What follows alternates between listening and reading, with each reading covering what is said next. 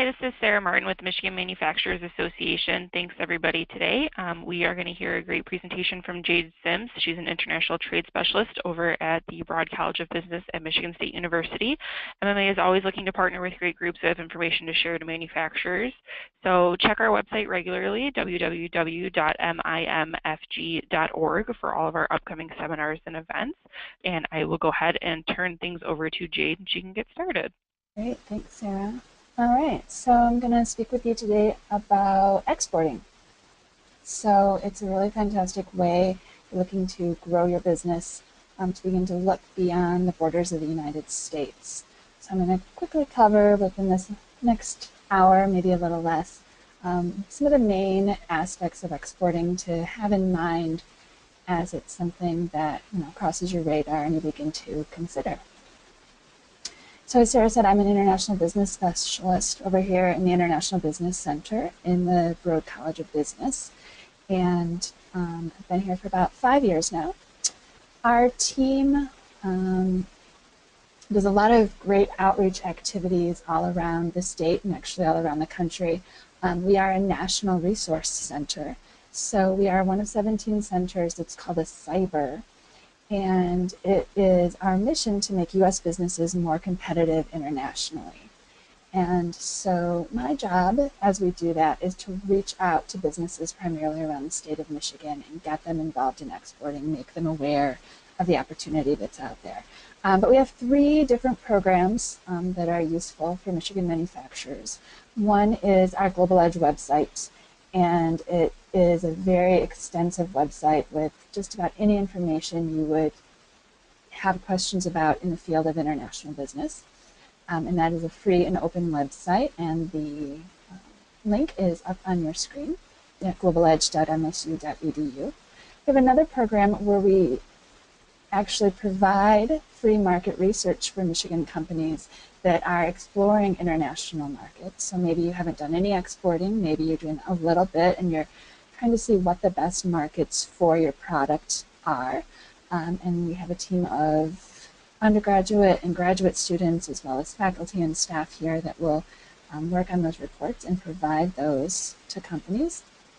And then the third activity we have is called our Global Business Club, and these are monthly luncheons and seminars we have here in the mid-Michigan area on current topics in international business. Frequently we take that on the road as well, and we do seminars all around the state on these same topics.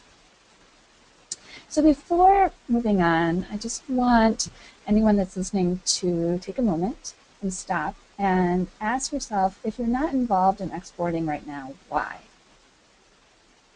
And just kind of come up with 1 or 2 ideas of what's holding you back. Why have you not pursued it until this point? So the Forum for International Expansion did this nationwide survey, and it seems that a lot of the concerns that businesses have are the same. Sometimes they're just worried about regulations and working with different governments, different government rules. Sometimes it's cultural issues, including language issues. A big concern is finding the right partners, right? So this is an issue if you're looking for distributors or partners here in the United States, as well as overseas. And a lot of people just don't know where to start. They might think, yeah, this sounds like a great opportunity. I've heard that it's a great way to make my business grow, but I don't know how to begin to do it, right? The whole thing just sounds a little daunting. So we'll address some of those concerns as we go through. We'll start by looking at some topics in international management, why to export, and how to know if you're ready to export. Look at international marketing, including export plans, how to choose those partners and how to enter those markets of interest.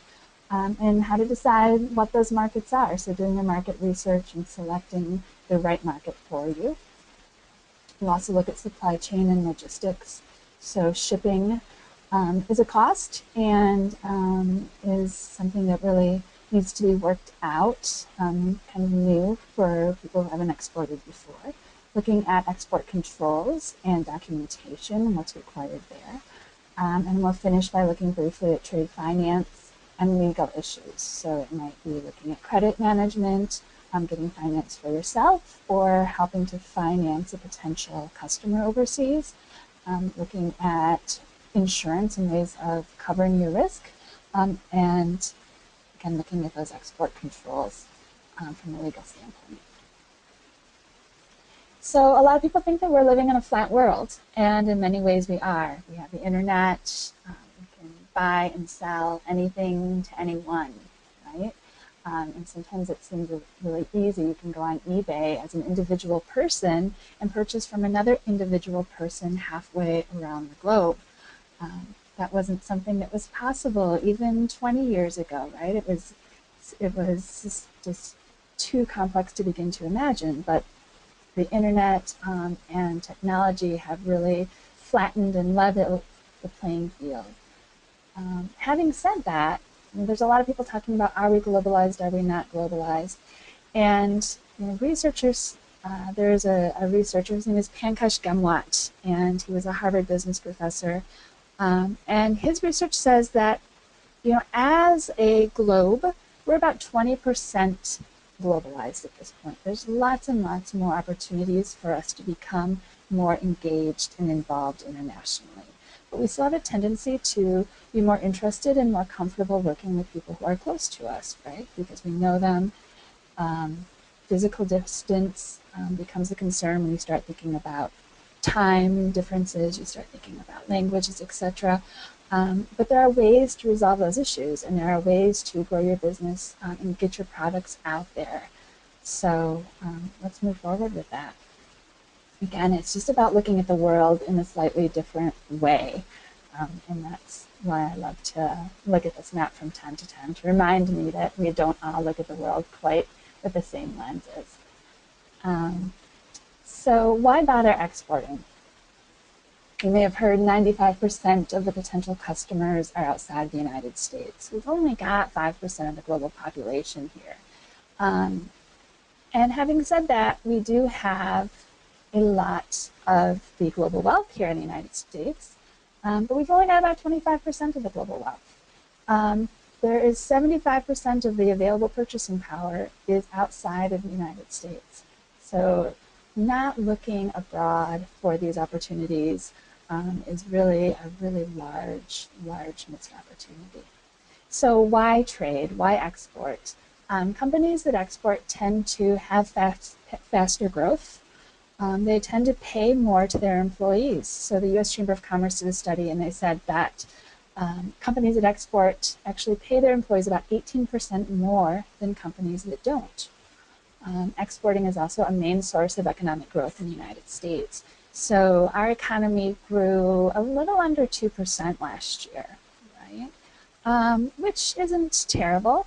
But when we look at countries like China, right, the Chinese growth rate had dropped last year to about 7%. It was in the double digits. And so everybody was talking about the Chinese economic crisis because they're only growing at 7%.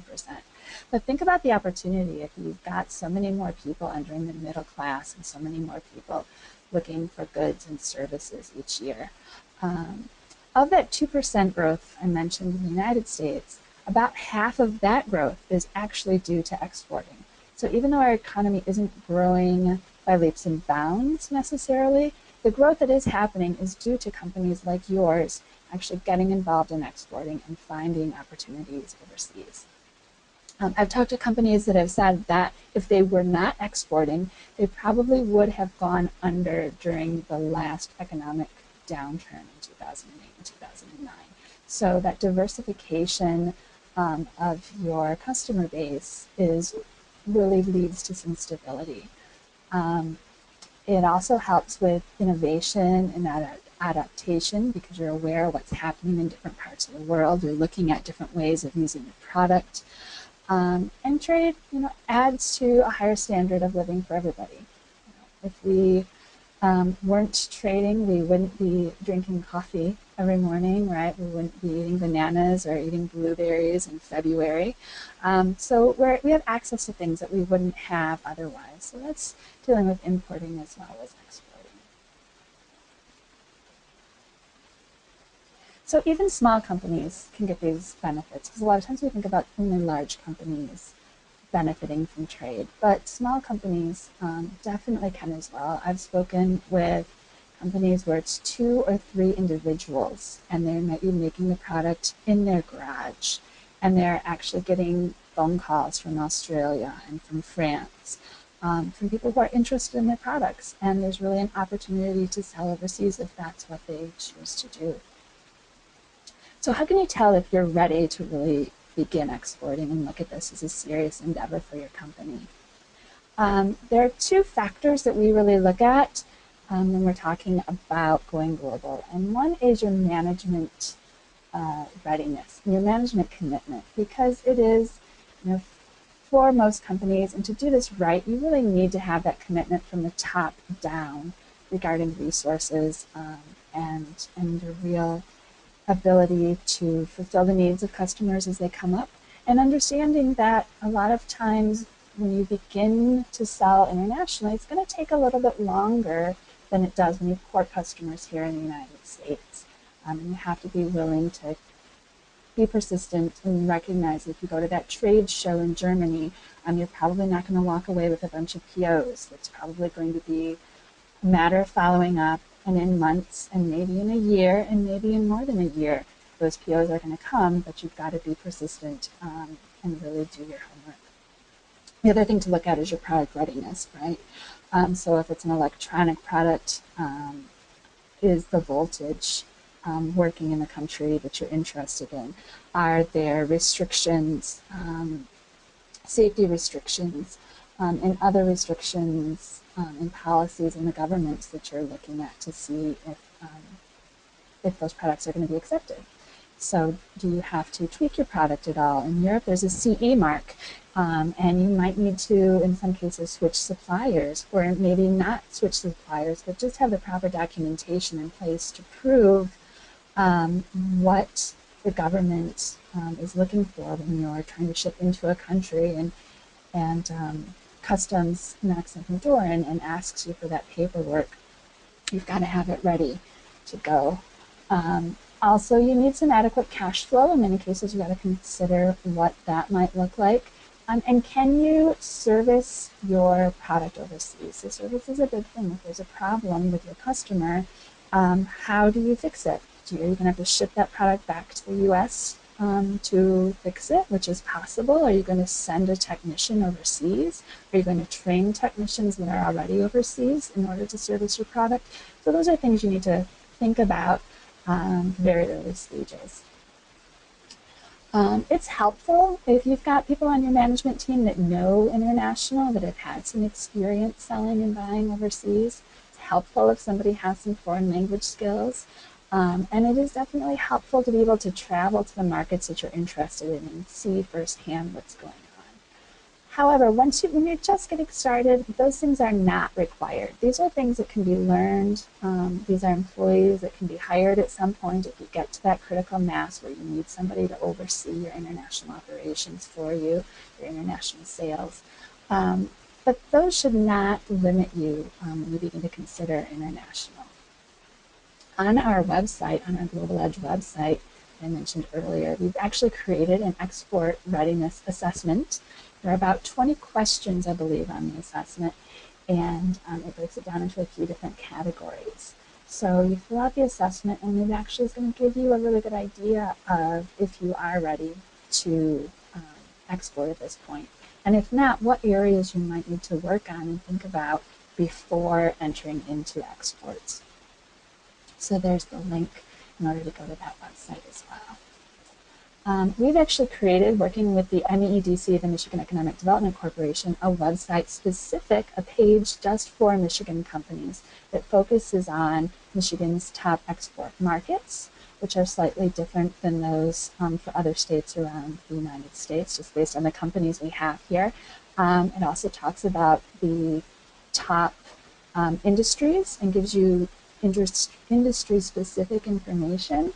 It gives you information on upcoming webinars, upcoming programs, seminars that talk about international business around the state, so you can actually attend those and meet people who are involved in international business and get your questions answered. And there's a lot of really good information on that site. And again, there is that link, so I encourage you to go to that site and check it out. We also have created a site which will be merged with the other site, but this site is brand new. We're just completing it, but I want to put it out there for you. And it talks about export resource partners around the state. So if you're looking for a trade lawyer, if you're looking into foreign trade zones and a little bit more about what those are and where those are located, if you need a trade finance banker or a lawyer to talk to about intellectual property, this is a resource that will take you to information on those people so you know who you can connect with and who locally is going to be able to help you out. But before you get too far along, you're going to need to start with an export plan. And in business, you're supposed to have a business plan as well, and those always don't get updated and followed, but it's a really good document to have. And at some point, most businesses have done a business plan, even if they're not following them completely day by day. But to sit down and build this business plan is really important because it builds consensus within the company. So you know that you have that commitment and support throughout in order to pursue this goal. It's a written document, so it's easy to communicate to management and staff. It helps you avoid missing those critical steps that you need to think about as you go international. It identifies who is in charge of which responsibility to make sure that gets done. And it can be revisited, just like your business plan. You can revisit this, and you should every few months or twice a year or once a year, and see if you're getting to those goals that you set for yourself. If not, why and how you can resolve that situation. And as well, if you are looking at external support, maybe financial support, you're going to need a document like this that's going to help you get that financing that you're interested in. So an export plan should have your SWOT, right? Analysis of your strengths, weaknesses, opportunities, and threats in your industry. Looking at which products you want to take overseas, and any adaptation that might need to take place. You're probably not going to take your whole product line overseas, depending on your company. So you need to determine which products are going to be best suited for which markets. A lot of times you're going to do a market selection matrix and help you target specific countries. It will discuss your entry mode, so how you're going to sell in that market and how you're going to determine who your partners are. Have your marketing plan, your sales, your expenses listed as to what you expect those are going to be, and also a timeline, who is responsible for what, and how you're going to evaluate, again, at the end of 6 months or at the end of 12 months, evaluate your plan and what your plans are if things don't go as expected, either in a positive direction or a negative direction. So market research is going to be really key in order to take you into that marketing plan and that exporting plan. So you have to choose. Are you going to be proactive or reactive? And you might be listening to this because you have been contacted by a potential customer overseas. And maybe somebody from Australia gave you a call and you think that might sound interesting, but you don't know where to start. So that would be a reactive sort of thing. And again, if you get another call from Australia, and maybe you got 3 or 4 calls from Australia, you're going to ask yourself, why are these people in Australia finding me? Is it through my website? What is speaking to them? Why do they think, why would Australia be a good place for my product? And so that's a very reactive plan. A proactive plan would be you going out, doing this market research, and finding a country or a series of countries that you think are going to be the most interesting for your company based on your research. So it's 2 very applicable ways of going into the market. So if you're reactive, again, just responding to those phone calls that you're getting, then it's low cost, right? You're not doing a whole lot of marketing in order to get into that market. It's easier, it's faster, and you already have this indication that there is potential there. And you can learn from your competitors. So you've probably got competitors already in the market, and you can look at what they're doing in order to grow your sales in that country of interest. Unfortunately, there are also some pitfalls. And if you're just being reactive and responding to phone calls or looking at your competitor who's already in that market and thinking, oh, he's doing well there, I should go to that country as well, you're going to lose your first mover advantage. And your competitors might be wrong. They may have chosen that market, but it might not be the best opportunity. You don't get to establish the rules of the market. So you haven't done your research, and so you're not really sure, right? And so that's how we talk about doing this market research and being more proactive. There's a lot of different ways of entering a market. You can start indirectly by just using an export management company or piggybacking onto another company. And that's when you just put your product on your shipping dock and somebody else comes and purchases it and takes it away.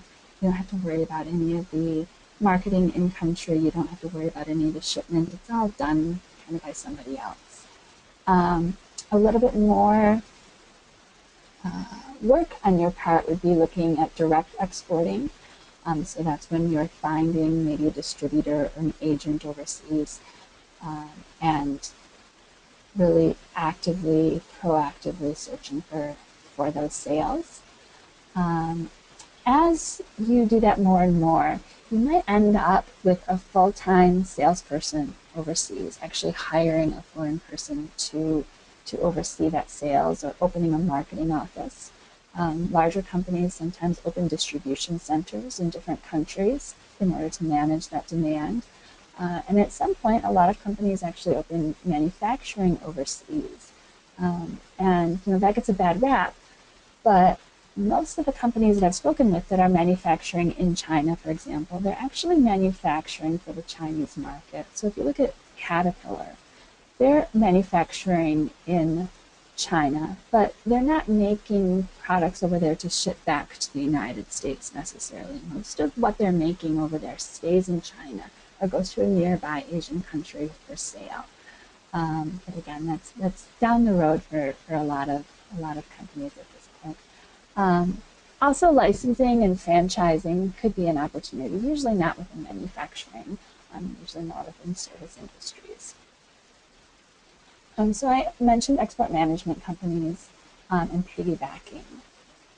Other partners can be agents. So an agent is not necessarily an employee of your company, but it would be somebody that you would give maybe a percentage of your PO, a percentage of your sales to for finding a customer for you. Distributors actually would purchase your product. So a distributor would take title to your product and then resell it overseas. So that's the difference in the agent and distributor.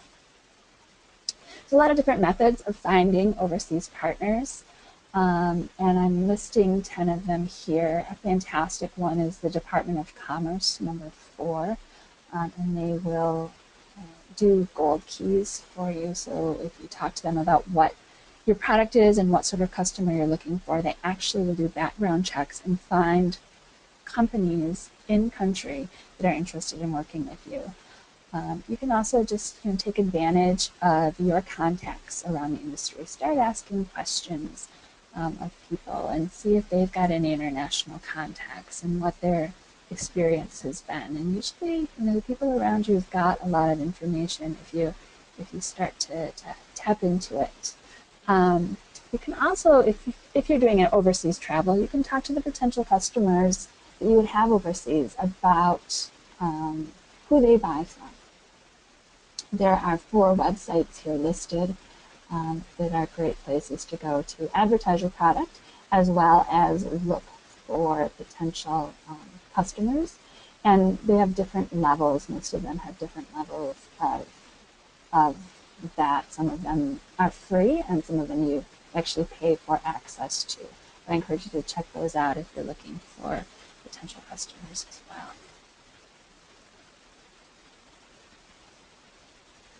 So I talked a little bit about overseas travel and this gold key from the U.S. Department of Commerce. So that does involve you going into the market. So if you are interested, back to my Australia example, if you're interested in Australia, then you would get in touch with these commercial service officers over in Australia, and they would find you some potential customers, and they would set up appointments so that when you arrive in Australia, you've got 1 day or 2 days to sit down and meet with 3 or 6 different potential customers. And they'll set up those appointments right at your customer's locale, so you can go and see what their business looks like and make sure that you feel comfortable with them. It's a really great opportunity. Trade shows and trade missions are also fantastic ways of getting in touch with international buyers. And yeah, although it's not necessary, there's really no replacement for going into country and looking at understanding how business is done in that country, understanding how your product would be sold, understanding who your customers would be. Having said all of that, you really do need to vet the companies that you're interested in. If somebody walks up to you at a trade show and tells you they want to sell your product in country, that may or may not be a good idea, right? So you've got to do that background research. The Department of Commerce will do that for you. You can also pay other companies to do some background research for you. A lot of times there are communications and cultural issues that are exacerbated by distance. So you need to be aware of those. You need to keep the lines of communication open as you begin to forge these new partnerships with overseas buyers. A lot of times the conversation is about, well, are we going to be exclusive or non-exclusive, right? And giving exclusivity is a big step, and it speaks a little bit to your level of risk comfort, and it's something also that you probably consider here in the United States if you're using distributors. So there's a lot that goes into that decision, but you don't necessarily want to just grant exclusivity because a distributor, a customer you're talking to, wants to be the exclusive rep for your company in that area. So going a little more into market research and the specifics, there are different research techniques. So your primary data would be going into the country, doing that visit, and meeting with potential customers, or paying a research company to go into the market and answer those questions for you firsthand. Usually the research that takes place comes from secondary data. So we go to these free resources or to these paid databases online and begin to find out some information that way. There's also a difference between qualitative and quantitative research, and they're both really important. So getting the opinions of people, again, speaking with those potential customers, seeing what they like, seeing what they don't like about your product is important. You can ask somebody, would you buy this product? And they may say yes, but the proof is in the pudding. So what's going to be most beneficial is you being able to look and find out, okay, how many of this product were purchased in this country last year? Right? And that's going to be a lot more telling than somebody's opinion in that instance. And we highly encourage you to establish relationships, take advantage of the relationships that you have. So I talked about the services we have here. The Van Andel Global Trade Center in Grand Rapids is also a fantastic resource. Automation Alley in Southeast Michigan does a lot with international business and exporting and trade missions as well. The small business development centers around the state will plug you in, help you do research, and they've got a lot of really helpful people at those places. The state of Michigan, the Michigan Economic Development Corporation has some great programs, and they provide trade missions, trade shows. They also provide financing, so they will help you to pay for these trade missions. They will help you with international marketing costs, including website assistance. And especially for these manufacturers out there, like your company, the Michigan Manufacturing Technology Center is a great resource. They have a research center there, and Shelley there is just she's phenomenal. I'm just really, really impressed with the amount of knowledge she has and how helpful she is with companies. So I encourage you to take advantage of that resource as well. I mentioned the Department of Commerce already. The SBA and the Ex-Im Bank also have some great resources that we'll touch on. So you have to look at all these different indicators, right? So there's the demographic, the macroeconomic, what's happening in the government in the country you're interested in, environmental concerns, right? Is there infrastructure that's going to support your product? What is the climate like in that country? Sometimes that makes a really big difference depending on what your product is. And then industry indicators. So what is the future of that industry that you're in look like in that country of your interest? So you have to ask yourself if you're ready and make these sorts of decisions of how many of your resources you're willing to commit. And that's a lot of it is based off of objective data. Finding out where your competition already is, how many of your sorts of products are already being sold overseas, etc. So here's a chart of some exercise equipment. So maybe in your mind, think about which product in your portfolio you would be interested in. And then the idea is you come up with a few countries that you think might be interested in your product. So in this case, this exercise equipment, this company listed about 10 countries that they thought would be good markets for their product. Across the top, you see these indicators. So I've been talking a little bit about indicators. So finding out how many international leads you've had from that country is going to be of interest. Finding out maybe the population in that country. Again, depending on what your product is, these indicators are going to be different. But if you are selling exercise equipment, population is important. The per capita income in that country is important. The size of the sporting goods market in that country is important, as well as the growth rate of the sporting goods industry. So if you're in a different industry, again, you can have different factors. But I encourage you to sit down and maybe create a chart like this, and then figure out which of those indicators is most important for you. And it's just kind of a quick and dirty way to begin to analyze which markets are going to be the most beneficial for you. So in order to do that, you actually have to figure out what your HS code is. And this is your product classification. It's not your NAICS or your SIC code. If you haven't worked with this before, you're going to have to figure out what this HS code is. And it's important because if you're going to do this market research, you need to know what it is. You need to know what it is in order to know to pay the correct import duties. If there's a trade agreement like NAFTA that you can take advantage of, you'll need to know this code as well.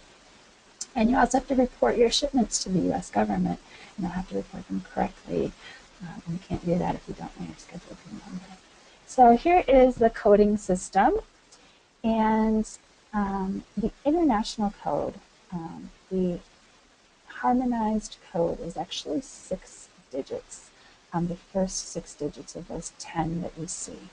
And those are used for imports and exports, and they're used globally. So anyone with a product code of those same first 6 digits is going to be the same no matter if it's shipping from the United States to Britain or from Spain into Russia, right? There are places online where you can go to try and find this information and classify your good. You can also take advantage of the Department of Commerce, and they will help you figure out what that code is.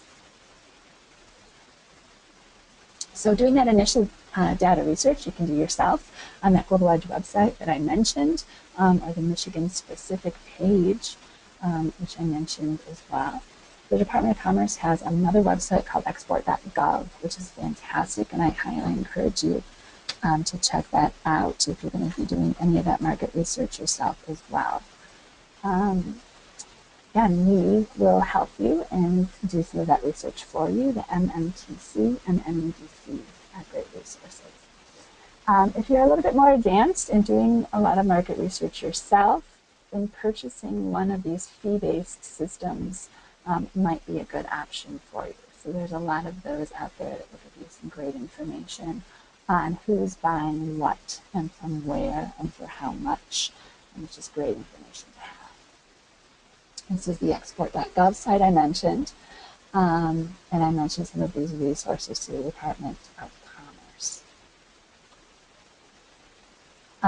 The U.S. Census Bureau has a fantastic site which will tell you who is buying what, not necessarily which companies, right, that is private, but they will show you which countries are buying what amounts of what product in and out of the United States. So you can check that out. It's actually a free resource. You do need to set up an account, but there's a wealth of information on the USA Trade website. I mentioned our website before. Utilizing Google Trends and Google Analytics, and if you're not used to that, maybe somebody in your IT department can help you out. It's going to be a great place to begin to see who is interested in your product and in what part of the world those people are located. Finding information and data on your competitors is also really interesting as you begin to search for international, because if they're already involved in exporting, then they're going to have some great information that they might inadvertently share with you. So if you go to your competitor's website, you can see frequently who is distributing their product in different countries. And so that's helpful. Checking that information out at trade shows is helpful too. So let's move on. Global supply chain. This ship called the Benjamin Franklin is the largest ship to ever enter a U.S. port. It actually holds 18,000 of these 20-foot containers, which is really a phenomenal number if you think about what can be loaded onto a ship these days. And just a note here that you should really learn to take advantage of logistics. Some people find it to be a bit of a headache, right? But with their I Love Logistics program, UPS has really shown that it can be a competitive advantage for your company if you can find a way to ship quickly and cost effectively. You can really outsmart your competitors in many ways. And gain an advantage doing that. So most companies, as they begin to export, use freight forwarders. And the best way to think about a freight forwarder is a travel agent for your cargo. So they will book it on ships. They will consolidate your shipment, especially if you have a small shipment, maybe with another shipment, and that helps your freight costs go down. And they handle a lot of this paperwork that comes up, and they usually provide some really good advice. Here is a list of other help and services that freight forwarders frequently provide for you. So not all freight forwarders have the same services, but these are some of the frequent services that most of them provide. So when you speak with a freight forwarder, you need to ask them which sorts of services they can help you out with. You've got to determine if it's a good match. Again, this is one of your international partners, and you've got to be able to rely on them and feel comfortable with them. Usually you want a company that you're going to be working with most of the time. Usually get pretty exclusive with your freight forwarder, and doing that, you're going to get better prices, right? And you're going to be really knowing your product and your company's needs, and it's a great decision. So you shouldn't be having 15 different freight forwarders in most instances. But sometimes having two is a good idea, even to kind of look at differences in shipping costs as you go through, and sometimes re-quoting and making sure. And some different freight forwarders focus on a special region of the world or in a special industry. So again, it's good to ask those questions as you're working with your freight forwarder, and hopefully they've got answers for you, because this is what they do all day long. Here is a list of recognized freight forwarders on that website that you see on your screen. There is a term called Incoterms, which refers to international commercial terms. really important to figure out what your Incoterms are when you first look at a sale and figure out the responsibilities, the shipping responsibilities of the parties involved, and who's going to pay for those shipments, right? So you can't just do a deal with somebody and expect that they're going to come pick it up on your dock if they're sitting over in France and expecting that you're going to deliver it to their front door, right? That would be a problem, and not only logistically, but again, cost-wise, who's going to pay for that cost? So you've got to figure that out from the very beginning. Unfortunately, things like these that you see in these pictures happen. And so you want to be able to have a way of dealing with a situation that occurs like this and know who's going to be responsible and how it's going to get resolved. So there are 10 Incoterms in the Incoterms 2010, and again, these are determined by the International Chamber of Commerce, and it tells everybody that's involved in the transaction who is paying for what, who is responsible for clearing customs, who is responsible for getting something onto a ship into the port, maybe from a port onto a truck or a train and to the front door of the business. So again, we're not going to have to, figuring those out is something that somebody in your shipping department should be fairly familiar with, and again, something that your freight forwarder can really help you out with as well. So looking at export controls and documentation. Sometimes these get really scary if somebody has not exported before. So what are the concerns? The U.S. government does want to limit or restrict shipments of different things. So there are specific products, including dual-use goods, so something that may be computer software that can be used for non-military purposes, but that could be used for military purposes might be restricted. Weapons, clearly that makes sense for most of us, that a weapon would be restricted shipment. There are also countries that we have sanctions against that we have limited or no shipments to, and there are individuals, there are people and parties, companies that we are not allowed to ship to without export licenses. Yeah. So there are a lot of different organizations that are involved, and here's a list of some of the U.S. departments that get involved in these export controls. And there's a lot of changes happening as well as the U.S. government tries to streamline a little bit, because in the past this has been a bit of a cumbersome process. But the short version of the story is that 97% of products that leave the United States don't require export license. You just ship your product and nobody gets too concerned about it. But again, if you are interested in shipping a product that is on one of these lists, or maybe to one of the countries that is on one of these lists, you would need to apply for an export license in order to sell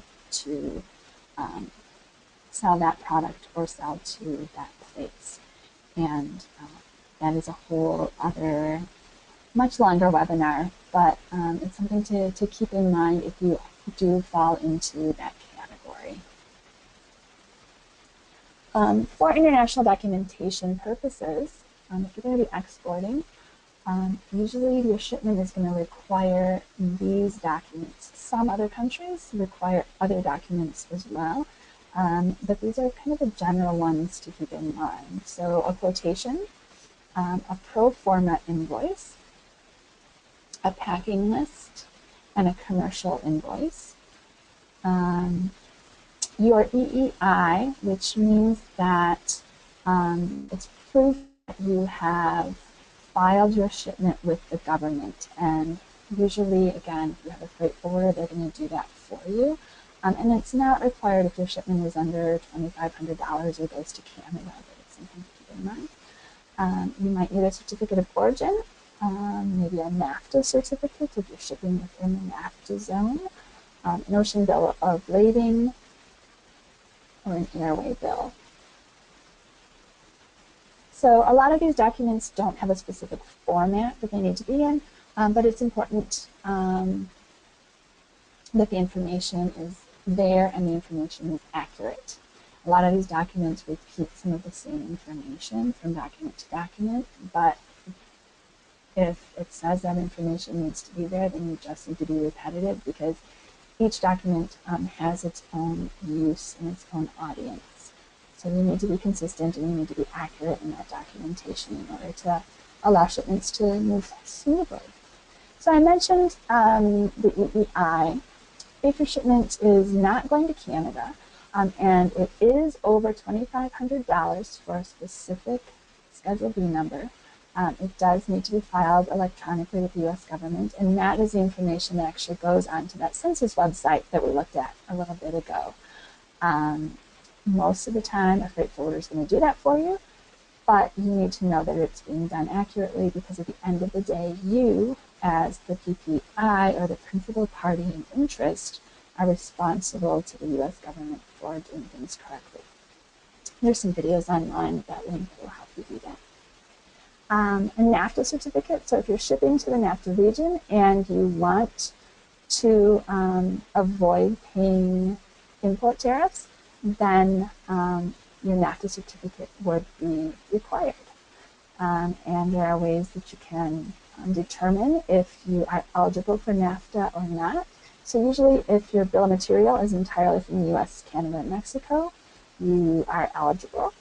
Or if you've brought a product in from other countries, but you've worked on it a lot, you've done what's called a significant transformation to those goods before selling them to Canada or Mexico, then you would also be eligible for that. There are other free trade agreements out there, and again, they do allow things to ship with lower tariffs or without tariffs, and that makes your product more affordable for your customers. And so a lot of times those countries are good countries to look at as you do that market research.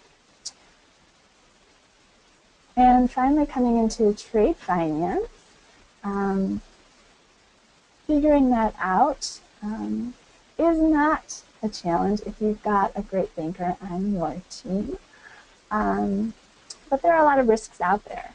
There are political risks, economic risks, commercial risks, legal risks, and cultural risks.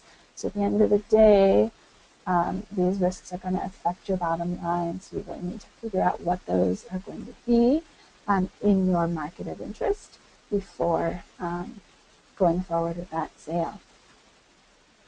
So every seller wants cash in advance, and every buyer wants to buy an open account. So finding a happy medium is a challenge as you get started frequently with a new customer. So for international transactions, a lot of times a letter of credit is utilized. And especially for the first year or the first several shipments that you're working with a new customer. It is a little bit more of an expensive way of going, but it does ensure that you are going to get paid for those international sales. So again, I encourage you to speak with a banker as you're beginning to make some international sales. It might be that your customer is so excited about your product that they're willing to send you cash in advance. But that is not always the case, and because things are more and more competitive these days, you've got to be able to work and be flexible with these potential customers that you're speaking with. I would encourage you to develop an effective export credit management policy and maybe obtain the credit reports of the potential customers that you are looking at.